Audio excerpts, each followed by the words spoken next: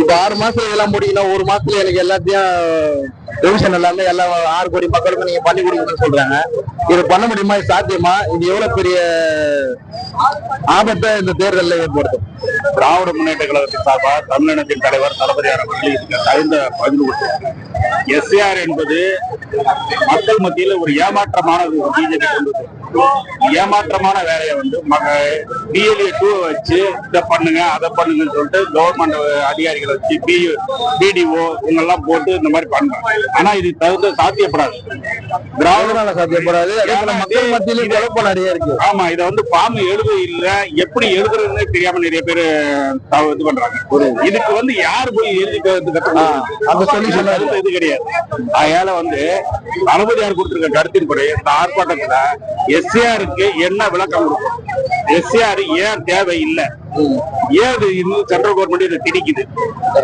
மோடியினுடைய குறிக்கோள் என்ன? பீகார போல 40 லட்சம் ஓட்டை காலி பண்ணது மாதிரியா தமிழகத்திலையும் காலி பண்ணிட்டு இந்த மாதிரி அவங்க கை உண்டுன்னு நினைக்கிறாங்க. அது சாத்தியப்படாது. திராவிட முன்னேற்ற கழகம் என்னைக்கு உறுதியாக அதில் இருக்கிற ஒவ்வொரு தொண்டும் உறுதியாக செயல்படுவான். அதே போல இந்த திட்டத்தை வந்து அதிமுக தொடர்ந்து ஆதரிச்சு வருது. அதிமுக ஆதரிக்கும். அதிமுக வந்து பிஜேபியுடைய கைக்கூலி. அதே போல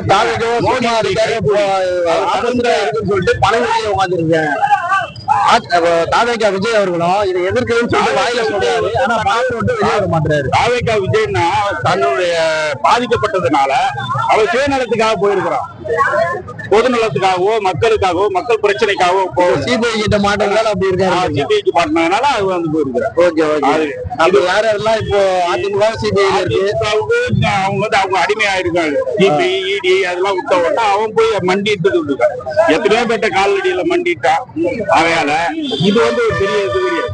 திமுக மட்டும்தான் மக்களுக்கு போராடுது. துணை முதல்வரும் தமிழகத்துடைய முதல்வரான திராவிட மாடல் நாயகன் தளபதியார் அவர்களும் இதற்காக போராடிக்கிட்டு இருக்காங்க. இது கண்டிப்பா வெற்றி கிடைக்கும். 2024 திராவிட முன்னேற்றம் வெல்வது உறுதி. எத்தனை எஸ்ஐஆர் வந்தாலும் சரி அது தூளாக்குவதற்கு தமிழக முதல்வர் தளபதியார் அவர்கள் அவருடைய தலைமையில பணியாற்றுவோம். அனைத்து திராவிட முன்னேற்ற கழகத்தில் கலைஞர் உடன்பிறப்பு பணியாற்றுவோம் என்று கூறி வாழ்த்து.